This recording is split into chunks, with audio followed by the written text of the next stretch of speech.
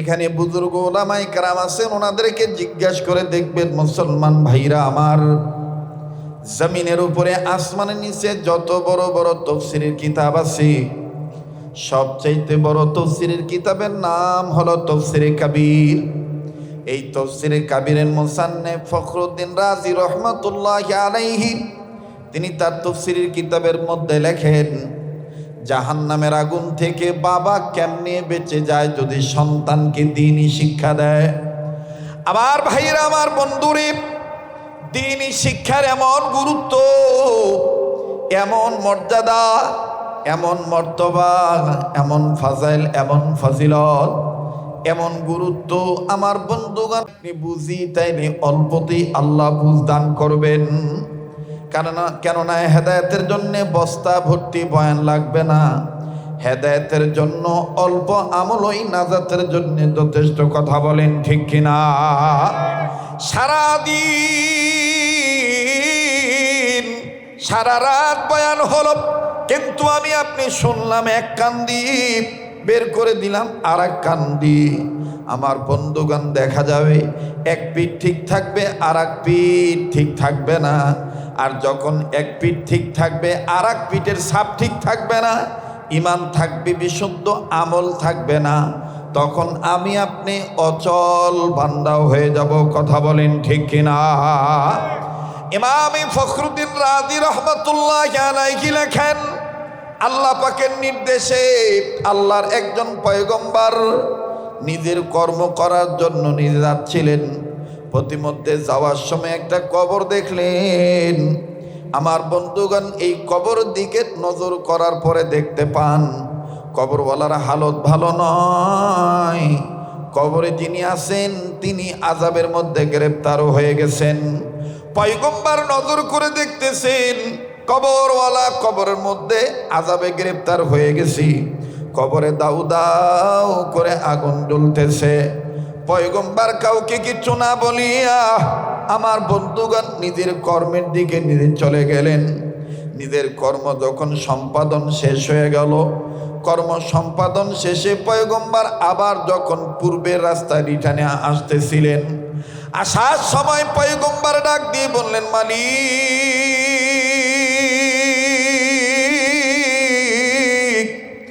ও আমার আল্লাহ। একটা ডাক দেন না, দেন না, দেন না, দেন না, বলেন না ভাই।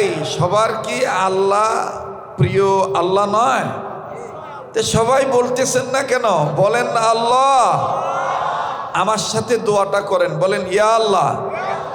হয় না? আবার বলেন ইয়া আল্লাহ। তোমার কাছে তোমাকেই ভিক্ষা চাই। এভাবে চাইছেন কোনোদিন? সোলফল কথা শোনে না, তাই আল্লাহ কইছেন, আল্লাহ আমার সোলফল অষ্টাওর, আল্লাহ তোর কাছে আমার সোলফলের মানে ভদ্রতা ভিক্ষা চাই। সোলফল যেন মানুষ হয়, টেকা নাই, অভাব দেখা দিছে, আল্লাহ দেনা সুদ করা পারছি না, আল্লাহ তোর কাছে টেকা ভিক্ষা চাই। কথা কয় না? বউ কথা শোনে না, আল্লাহ বউ আমার কথা শোনে, আল্লাহ বউ তুমি ভালো করে দাও। কিন্তু যার কাছে সব আছে, যিনি সব দিতে পারেন, তাকে কোনোদিন ভিক্ষা চান নাই। এই মাদ্রাসা যেই বুজুর্গের নামে মুফতি ফয়জুল্লাহ রহমতুল্লাহ আলাই, পাশাপাশি আমার শেখ মুর্শিদ শেখুল ইসলাম আহমদ শফি রহমতুল্লাহ আলাই, হযরত মাওলানা জমির উদ্দিন রহমতুল্লাহ আলাই, হযরত মাওলানা সুলতান উদ্দিন নানুবী রহমতুল্লাহ আলাই, যারাই ছিলেন, বগুড়ার ইউসুফ নিজামী রহমতুল্লাহ আলাই, ফকিউল মিল্লাত আব্দুর রহমান রহমতুল্লাহ আলাই সহ সমস্ত ওলিদের চাওয়া পাওয়া একটাই ছিল, আল্লাহ আমি দুনিয়ার কিচ্ছু চাই না, তোমারে চাই। তা আমার সাথে একটু বলেন না, যারা দিল থেকে বলবেন তাদের দিল হালকা হয়ে যাবে, কলিজা ঠান্ডা হয়ে যাবে, এখানে নূর পয়দা হয়ে যাবে। বলেন না আল্লাহ। হয় না? আবার বলেন আল্লাহ। আল্লাহ তুমি দেখো কে তোমাকে ডাক দেয়, কে দেয় না। আবার বলেন না আল্লাহ। তোমার কাছে তোমাকেই ভিক্ষা চাই, আল্লাহ তুমি কবুল করো। বলেন না আল্লাহুম্মা আমিন। পয়গম্বর ডাক দিয়ে বললেন, আল্লাহ একটু আগে যে কবরে আযাব দেখলাম, এই কবরটা আমি আবার দেখব কবরওয়ালা কোন হালতে আছে। এবার ইমাম ফখরুদ্দিন রাজি রহমতুল্লাহ আলাইহি লেখেন, পয়গম্বর রিটার্নে আসার সময় যখন ওই কবরের দিকে নজর দিলেন, নজর দিয়ে দেখতে পান একটু আগে যেই কবর আযাব ছিল, এখন আর ওই কবরে কোনো আযাব নাই। কবরওয়ালা জান্নাতের বিছানায় ঘুমায়। পয়গম্বর ডাক দিয়ে বললেন, মালিক, ওগো আমার আল্লাহ, একটু আগে দিয়ে কবর আযাব দেখলাম, এখন দেখি ওই কবর কোনো আযাব নাই। আল্লাহ, তোমার দরবার আমি জানবার চাই, তুমি কিসের বিনিময়ে, কিসের উসিলায়, কোন উসিলায় তুমি তোমার এই বান্দাকে মাফ করে দিয়েছ, এই কবরওয়ালাকে জান্নাত দান করেছ, আমি একটু জানতে চাই। আল্লাহ পাক ডাক দিয়ে বললেন, পয়গম্বর, এই কবরওয়ালা একটা কাজ করে আসছে, একটা সন্তান রেখে আসছে দুনিয়ায়। যেই সন্তানটা বালেগ হয় নাই, যেই সন্তানটা মাসুম বাচ্চা, যেই মাসুম বাচ্চা বাপ হারা সন্তান হওয়ার পরও এই মাসুম বাচ্চার মা এতিম সন্তানটাকে নিয়ে নির্ধারিত স্থানীয় মক্তবে ভর্তি করে দিয়েছে, মাদ্রাসায় আলেমের সহবতে দিয়ে দিয়েছেন। আর এই এতিম বাচ্চাটাকে নিয়ে যখন তার মা মাদ্রাসায় ভর্তি করে দিয়েছে, এই এতিম বাচ্চাটাকে ওই আলেম মানুষ, টিচার, শিক্ষক, মুআল্লিম, তিনি এই এতিম বাচ্চাটাকে প্রথম সবক পড়াইছেন। জানুনি পয়গম্বর, এই মাসুম বাচ্চাটা বাপ হারা সন্তান, প্রথম সবক, এমন একটা সবক এই বাচ্চাটা আদায় করছে, যেই সবকের মধ্যে আমি আল্লাহর স্পেশাল 3টার নাম আছে। আল্লাহু আকবার বলেন। অনুমোদিত মুদ্রার সাথে আমরা সবাই পরিচিত। মুদ্রা বুঝেন তো নাকি? টাকা বুঝেন তো? একটু হানা কইন, কি বুঝেন তো নাকি? এই মুদ্রা পয়সা, পয়সার 5 টাকার রিজগি পয়সা, 2 টাকার রিজগি পয়সা এবং 1 টাকার রিজগি পয়সা। দেখবেন 2 পিঠে 2 ধরনের ছাপ আছে। এক পিঠে ছাপ আছে মানুষের, আর এক পিঠে ছাপ আছে শাপলা। কথা বোঝেন কিনা আল্লাহ জানে। বলেন, এক পিঠে কি ছাপ? মানুষ। আর এক পিঠে আবার কোন বা, এক পিঠে কি, আর এক পিঠে শাপলা। যদি কোনো এক পিঠে, মনে করেন এক পিঠে মানুষের ছাপ ঠিক আছে, আর এক পিঠে শাপলার ছাপ নাই, তখন এই পয়সা আপনার হাতে দিলে আপনি তখন আপনাদের এই বগুড়ের আঞ্চলিকতায় অথবা নওগাঁ বা জয়পুরহাটের আঞ্চলিকতায় বলবেন, পয়সা এরকম করে নাড়বিন আর বলবেন, কেবা কেমন পয়সা দিলিন, এক সাইডের ছাপ ঠিক আছে আর এক সাইডের ছাপ ঠিক নাই, এটা মনে হয় অসল ভা। কথা কয় না? বলবেন এরকম। কি বলবেন? যে এক পিঠে ছাপ ঠিক আছে আর এক পিঠে ছাপ ঠিক নাই, এই জন্য এটা কি পয়সা? অসল পয়সা। মোহতারাম হাজিরিন, লম্বা করার কোনো সুযোগ নাই। এমনি ভিতরে খুব মনে করেন যে একটু তাড়াহুড়ার মধ্যে আছে, কিভাবে যে আল্লাহ আনলেন। আলহামদুলিল্লাহ। আমার বন্ধুগণ, আমরা প্রত্যেকেই মুসলমানের ঘরে জন্ম নিয়েছি। এখানে যারা আমরা আসছি, হয়তো বিধর্মী ভাইয়েরাও থাকতে পারেন আশেপাশে। তো আমাদের প্রত্যেকের বড় সম্পদ হলো লা ইলাহা ইল্লাল্লাহু মুহাম্মাদুর রাসূলুল্লাহ সাল্লাল্লাহু আলাইহি সাল্লাম। এটার নাম ঈমান। এটার নাম কি বলেন? ঈমান। এই কালেমা মনে প্রাণে যারা বিশ্বাস করে তারাই ঈমানদার। আর এই ঈমানদারদেরকে আল্লাহ তাআলা ডাক দিয়ে বললেন, ঈমানদার বান্দা বান্দিগণ, তোমাদের ভিতরে বাহিরে ঈমান নামক সম্পদ আছে। মানে একটা ছাপ আছে এক পিঠে, আর এক পিঠের ছাপ যদি তোমরা পরিষ্কার করতে চাও, তাহলে আমি আল্লাহ তাআলা তোমাদেরকে বলে দিলাম, তোমরা যারা ঈমান নামক দৌলত অর্জন করেছ, তোমরা নিজেরা জাহান্নামের আগুন থেকে বাঁচো, তোমাদের অধীনে যারা আছে তাদেরকেও জাহান্নামের আগুন থেকে বাঁচাও।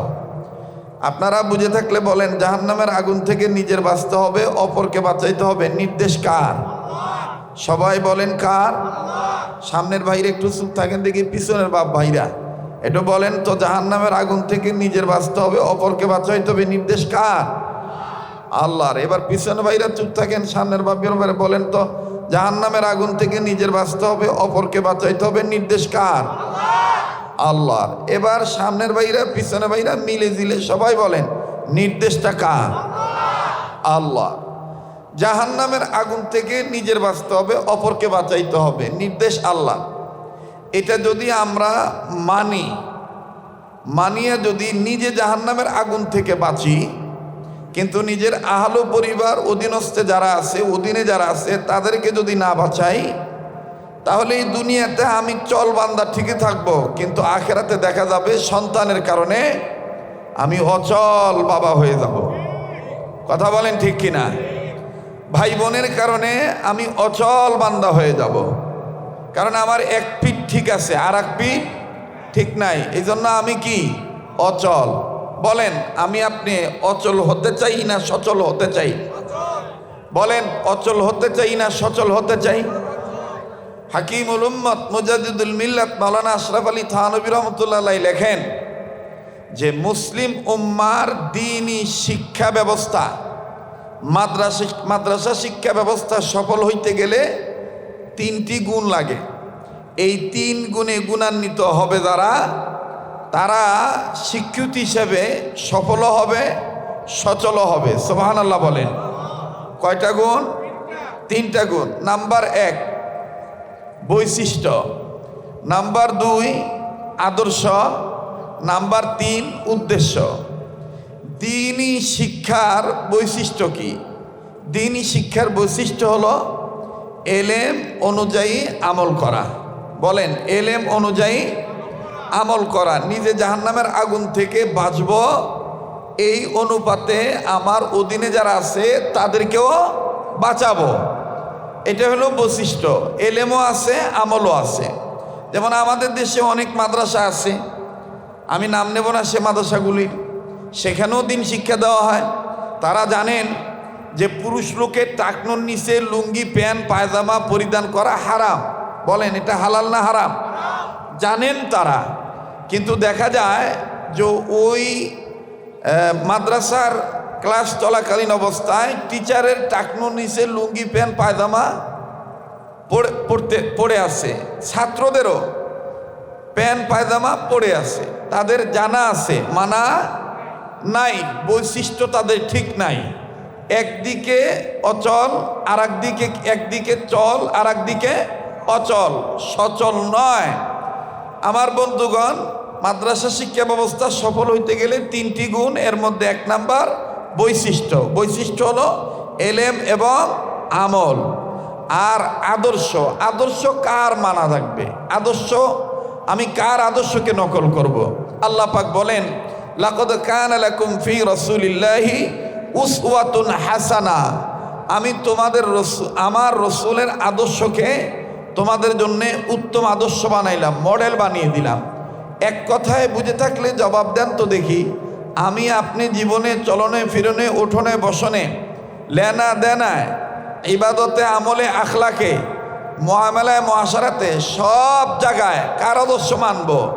জনাবে মুহাম্মদ রাসূলুল্লাহ সাল্লাল্লাহু আলাইহি সাল্লাম আর সাহাবায়ে কেরামের জামাতকে মানব, যেটাকে আমাদের বড়রা বলেন আহলে সুন্নাত ওয়াল জামাতের আকীদা পুরাপুরিভাবে মেনে নেওয়া।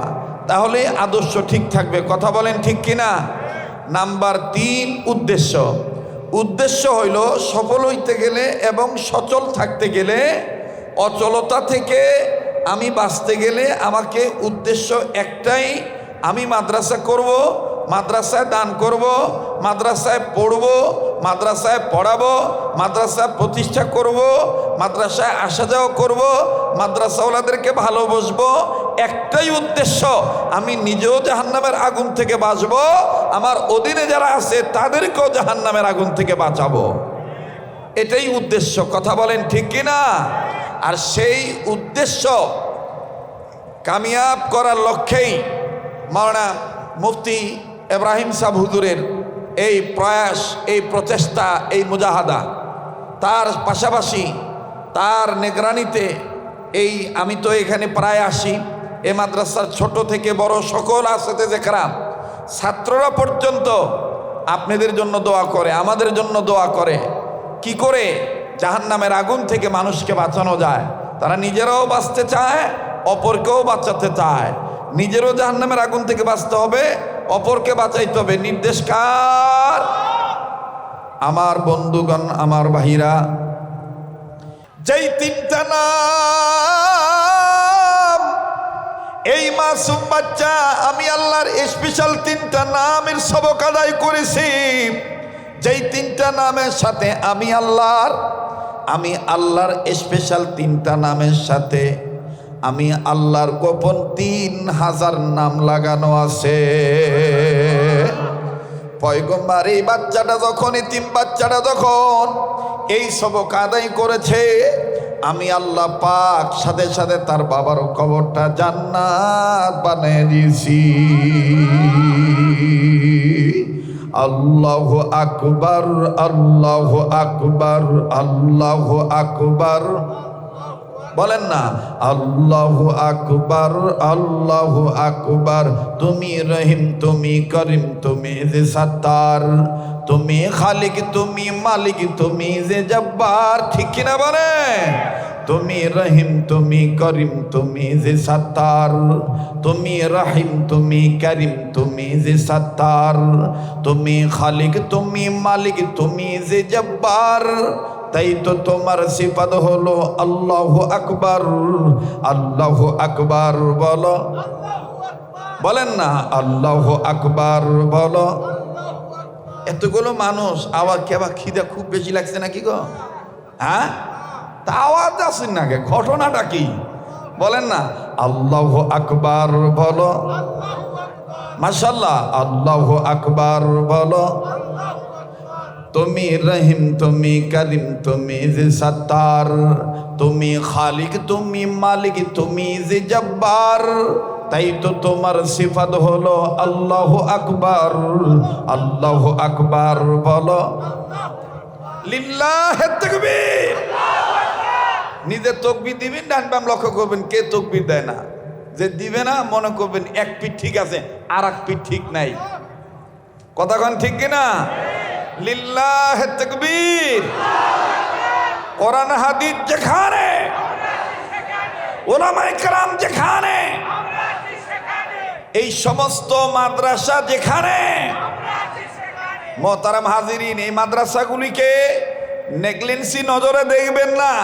উম্মতের আলেমগণ বলেন, আমাদের বড়রা বলেন, সাহাবায়ে কেরাম বলেছেন, তাবিনগণ বলেছেন, তাবে তাবিনগণ বলেছেন, মাদ্রাসা ছোট হোক বড় হোক, এ মাদ্রাসাগুলি মুসলিম উম্মার জন্য এক একটা মাদ্রাসা ইসলামিক দুর্গ, ইসলামিক ক্যান্টনমেন্ট।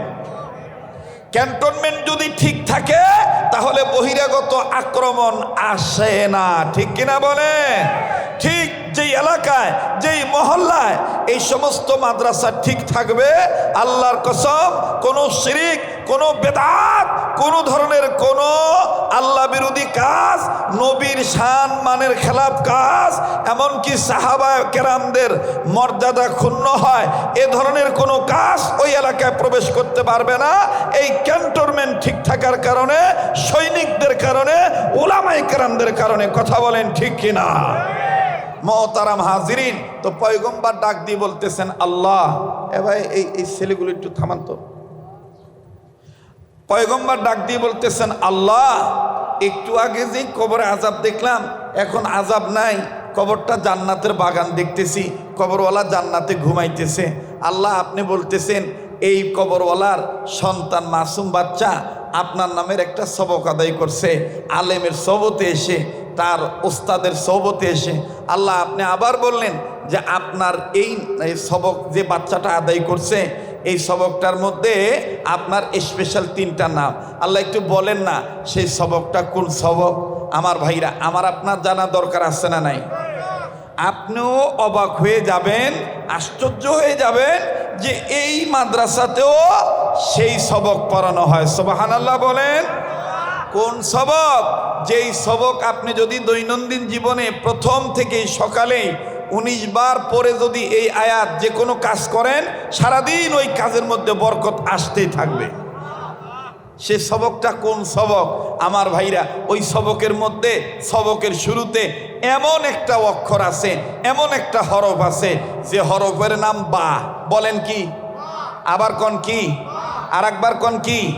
বা। এবার বলেন তো দেখি, বার নিচে কয় নক্তা? নক্তা নিচে না উপরে? কয় নক্তা বা? 1 নক্তা। মনে মনে প্রশ্ন হতে পারে, হুজুর আলিফ খালি বার নিচে 1 নক্তা, আবার তার উপরে 2 নক্তা কেন? এটা আসতে পারে না? মোহতারাম হাজিরিন, আমার বন্ধুগণ, শেখুল ইসলাম আল্লামা তকি উসমানী দামাত বারাকাতুল আলিয়া তাফসিরে তাওজিহুল কোরআনের মধ্যে বিসমিল্লাহর তাফসীর করতে যেয়ে লেখেন যে আল্লাহ তাআলা বাকে প্রশ্ন করেছিলেন, এই বা তুমি কয়টা ফোঁটা চাও? বা তখন বলছিল, আল্লাহ ওই যে আমি একটু আগে আপনাকে শিখাইলাম, আপনাদের কিনে দোয়া করলাম, কাকে ভিক্ষা চাইছেন? কথা কয় না। কাকে ভিক্ষা চাইছেন? আপনারা অনেকে মনে করতেছেন ক্যারে হুজুর তো ওয়াজ করবে আসছে। ভাই, আজকের এই সমাবেশটা, এই সুধী সম্মেলনটা অন্যান্য দিনের মতন গতানুগতিক মাঠ ময়দানের জালসা না। এখানে বুঝাইতে হবে কোরআন শিক্ষার মর্যাদাটা কি, এখানে বুঝাইতে হবে এলমেদিন শিক্ষার গুরুত্ব এবং ফজিলত কি। কথা বলেন ঠিক কিনা? মোহতারাম হাজিরিন, তো আমি আপনি কাকে ভিক্ষা চাইছিলাম? তা আবার বলেন তো, আল্লাহ তোমার কাছে তোমাকেই ভিক্ষা চাই। আল্লাহ পাক বাকে জিজ্ঞাসা করলেন, এই বা তুমি বলো তুমি কয় ফোঁটা চাও? বা তখন ডাক দিয়ে কয়, আল্লাহ আমি 1 ফোঁটা চাই। কেন? কয় আল্লাহ তুমি 1। আল্লাহু আকবার বলবেন না? আল্লাহু আকবার বলবেন না? কয় আল্লাহ তুমি 1, এই জন্য আমি আমার নিচে 1 ফোঁটা চাই। তা তখন বাকে ধাক্কা দিয়ে কয়, তোর চেহারা আর আমার চেহারা একই রে, তো তুই একটা নিবি, তুই তো যা নেওয়ার নিয়ে নিলি, তা আমি এখন কি করি? বা বলতেছে তোর সিদ্ধান্ত, আমি তোকে বুদ্ধি দিতে পারবো না। তা তখন ডাক দিয়ে বলতেছে, একটু আল্লাহকে বলো না, তোমার যেহেতু আল্লাহ হয়ে গেছে, আমার উপরে যেন এক সাইডে আল্লাহ থাকে, এক সাইডে তার প্রিয় বন্ধু মুহাম্মদও থাকে। আল্লাহু আকবার বলবেন না? মোহতারাম হাজিরিন, এখন সা ডাক দিয়ে কইতেছে, আরে তোরা 2 জন ভাগ বাটোয়ারা করে যা নেওয়ার নিয়ে নিলু, আমি কি করব? এখন আমার ভাইরা বা আর তা আলিফ শুরু থেকে ডাক দিয়ে বলতেছে, শোনো, তুমি যদি চাও তাহলে তুমি আল্লাহকে বলে দিও, আল্লাহ তোমার নাম আর মোহাম্মদ নবীর উপর দুরূদ যারা পড়বে, যে জাতি পড়বে, খায়রুল উম্মাহ কুনতুম খায়রা উম্মাতিন উখরিজাত লিন-নাস, যে মানবতা তোমার নামের জিকির করবে এবং তোমার নবীর নামের দুরূদ পড়বে, ও আল্লাহ এই জিকির ওয়ালাদেরকেও আমার সাথে একটু জোড়ায় দিও, কারণ তাদেরকে তুমি খুব ভালোবাসো, আল্লাহ ওয়ালাদের ভালোবাসো। এজন্য আমি তোমার কাছে বলতেছি, আল্লাহ আমি তোমাকে, তোমার নবীকে এবং তোমার মাহবুব বান্দাদের নিয়ে ফুলের মতন সুসজ্জিত হয়ে থাকতে চাই। আলিফ খালি বার নিচে 1 নক্তা, তার উপর 2 নক্তা, সার উপর কেরে বা মাদ্রাসা সুলবুল, তোরা কথা খুঁজ না কেরে? আলিফ খালি বার নিচে, তার উপরে সার উপরে 3 নক্তা। এবার আসেন জিমের মাঝখানে, জিম কয় নক্তা? কথা কয় না। এটা কি উপরে না নিচে না মাঝখানে? কথা কয় না। কোথায়? মাঝখানে। এই যে মাঝখানে কেন? এই কুরবানির বিষয়ে আলোচনা করতে গেলে জিমের ব্যাখ্যা চলে আসবে। আল্লাহু আকবার। আমি লম্বা করব না, শর্টকাটে শুধু মূল কথাটা বলে দিয়ে যাই। আবার বলেন, আমরা সচল হতে চাই না অচল হতে চাই? পয়গম্বর ডাক দিয়ে বললেন, আল্লাহ বাচ্চাটা তোমার নামের কি সবক আদায় করছে, আল্লাহ একটু জানবার চাই। আল্লাহ পাক ডাক দিয়ে বললেন, পয়গম্বর আমি তোমাকে সবক বলছি, তবে পয়গম্বর আমি তোমার কাছে জানতে চাই। পয়গম্বর ডাক দিয়ে বললেন, আল্লাহ আপনি তো আমার অতীত জানেন, বর্তমানও জানেন, ভবিষ্যৎও জানেন। আল্লাহ আপনি আমাকে কি জিজ্ঞেস করবেন, কি জানতে চান বলেন। আল্লাহ পাক ডাক দিয়ে বললেন, পয়গম্বর আমি রব্বে কাবা তোমার দিলের খবর জানি। বাইরা আমার কেউ কারো দিকে তাকাইবেন না। হাকিকতান দেখেন এক ফোঁটা চোখের পানি ফলাইতে পারেন কিনা। এক ফোঁটা চোখের পানি যদি আপনি পুঁজি বানাইতে পারেন, আমার বন্ধুগণ এই শুধু সমাবেশে আসা, সম্মেলনে আসা সার্থক। আমার ভাইরা, আমার বাবাজিরা, আল্লাহ যার আপন হইয়া যায় তার আর কোনো চিন্তা থাকে না। কথা বলেন ঠিক কিনা? যার জীবনে গুনাহ আছে, আমার বন্ধুগণ গুনাহ মাফের আশায় মায়া লাগে, একটা ডাক দেন না, বলেন না আল্লাহ। অনুরোধ করে বলবো, কেউ কারো দিকে তাকাইবেন না, নিজের দিকে নিজে তাকাইবেন, নিজের চিন্তা নিজে করবেন। এ বন্ধু, জীবনের শেষ বয়ান মনে করে বয়ান করছি। কার পিছনে জানি মালাকুল মউত দাঁড়ায় রইছে, কার জন্য জানি জংলার বাস রেডি হইয়া গেছে, কার জন্য জানি কাফনে কাপড় তৈরি হইয়া গেছে, কার জন্য জানি কবরের মাটি বায়না হইয়া গেছে। গত বছর শুধু সম্মেলনে বহু লোক এসেছিল। এই লোকদের মধ্যে অনেক লোক কবরের বাসিন্দা হয়ে কবরে শুয়ে আছে। কথা বলেন ঠিক না বেঠিক? বাইরা আমার বন্ধুরে, দুনিয়া কিন্তু থাকার জায়গা না। আল্লাহ পাক ডাক দিয়ে বলেন, পয়গম্বর আমি জানতে চাই তুমি কান্দো কেন, সবক জানতে চাইয়া। পয়গম্বর ডাক দিয়ে বললেন, আল্লাহ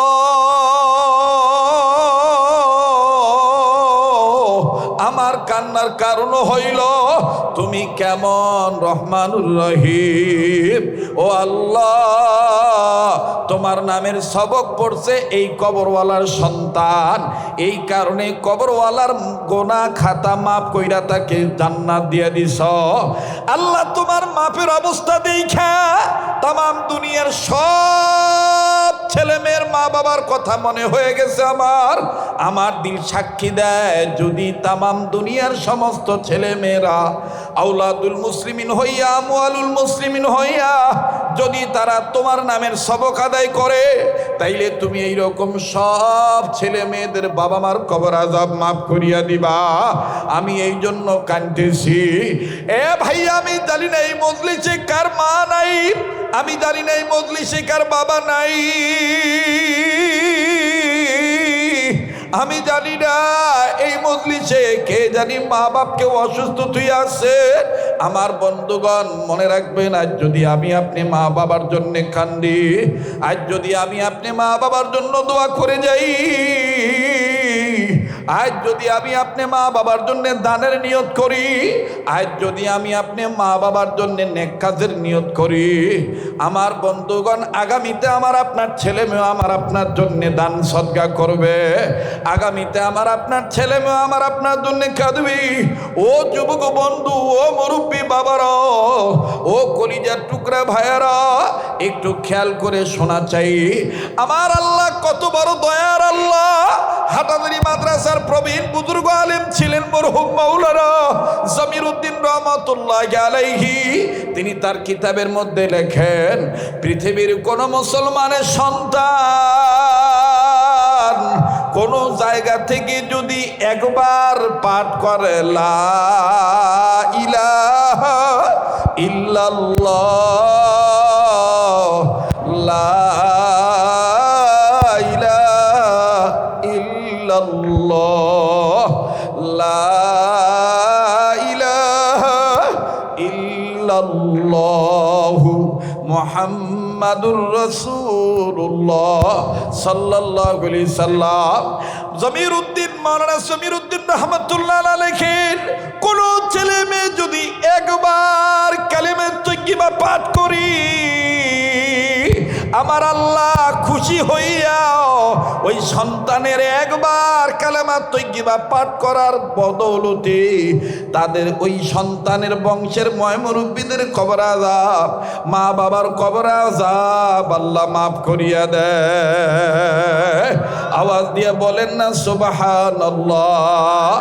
কিন্তু দুঃখ দুঃখের বিষয়, পরিতাপের বিষয় হলো অনেক ভাই, অনেক বাবা, অনেক চাচা আছেন এখানে যারা লা ইলাহা ইল্লাল্লাহু মুহাম্মাদুর রাসূলুল্লাহ এই কালেমা তয়্যিবাটাও সহি করে পড়তে পারেন না, আবার মাদ্রাসার বিরোধিতা করিয়া কথা বলে।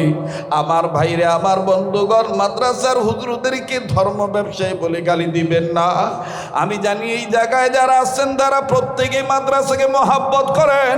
আমার বন্ধুগণ, তারা মহাব্বত ভালোবাসা দেখান, এই জন্যই তো আপনাদের মহাব্বতের ফসল, আপনাদের আন্তরিকতার দোয়ার বরকতের ফসল এই সমস্ত মাদ্রাসা। ও ভাইয়া, গাড়ি বাড়ির জন্যে, আলিশান রুমে থাকার জন্যে মাওলানা মুফতি ইব্রাহিম সাহেব কষ্ট করেন না। মাঝে মধ্যে তার চেহারার দিকে তাকায় দেখি, আল্লাহর কসম করিয়া বলি আপনারা দেখছেন তো তাকে, কিন্তু আমি প্রায় সময়, অনেক সময় তাকে রাস্তায় যদি দেখা হইয়াই যায়, আমি নিজেই জিজ্ঞাসা করে বলি, বড় ভাই আপনার চেহারাটা কেমন জানি শুকায় গেছে। আমার বন্ধুগণ কখনো বলে না যে আমার এই রোগ হইছে, শুধু বলে মাদ্রাসা নিয়ে টেনর। আর এই মাদ্রাসার জমিনের উপরে আল্লাহর ঘর বাইতুল্লাহটা কেমনে নির্মাণ করা যায়, আমি মরার আগেই যেন আমি দেখতে পারি আদম দিঘিবাসী সুন্দর একটা বাগানে, ফুল বাগানে হাজির। আবার ভাইরা, আমি জানি সবার দিল নরম হবে না, সবাই চোখের পানি ফেলাইতে পারবেন না। বাইরে কঠিন দিন, যেই দিন মা চিনবে না, বাবা চিনবে না নিজেকে। আমার ভাইরা, ভাই আপন ভাই আপন বোনকে চিনবে না। যদি মাওলানা মুফতি ইব্রাহিম সাহেবকে জিজ্ঞেস করেন, অথবা তার নেগরানিতে রাহনুমাইতে যত আসাতে কেরাম আছে ওনাদেরকে যদি জিজ্ঞাসা করেন, হুজুর আপনারা এত কষ্ট করেন কেন, একটাই উত্তর দিয়ে বলবে, জাহান্নামের আগুন সহ্য করতে পারবো না, নিজে জাহান্নামের আগুন থেকে বাঁচতে চাই, আপনাদেরকেও জাহান্নামের আগুন থেকে বাঁচাইতে চাই। এ প্রিয় আদম দিঘিবাসী, আমার বাবার, আমার ভাইরা, আপনারা তো আমার আত্মার আত্মীয়, রক্তের ভক্ত। আমি আপনাদের কাছে বলতে চাই, আমার আজকে আপনার জাহান্নামের কথা শুনলে চোখে পানি আসে না, কিন্তু অলি বুজুর্গদের জীবনী খুলিয়ে দেখে জাহান্নামের আগুনের ভয়ে কানতে কানতে অন্ধ হইয়া যায় বুজুর্গরা। আবার ভাইরা, আমার বন্ধুরে, ছোট্ট একটা কথা 2 মিনিটে বলে দেই। ও যুবক, তোমার বয়স 32, 34, 35, 18, 19, 20, 22, 7 বছরের একটা বালক, হযরত আলী রাদিয়াল্লাহু তাআলা আনহুর বংশের সন্তান, যার নাম শিশু জয়নাল আবেদিন অথবা আলী আসগর। 7 বছরের বালকের উপরে নামাজ ফরজ হয় নাই। আমার বন্ধুগণ, 7 বছরের বালক মসজিদের কিনারে বসে কান্দে আর ডাক দিয়ে, আল্লাহ, খুব খেয়াল করবেন বাবা, আমি দেখবো কে কানতে পারে। এখানে চমৎকার একটা দিলের একটা খোরাক চলে আসবে। আবার ভাইরা, হাটাদারি হযরত বলতেন, জিয়ানো জিয়ানো বয়ান করবা, এই নুসখাটা বাতাইবা, তাইলে মানুষের অন্তরে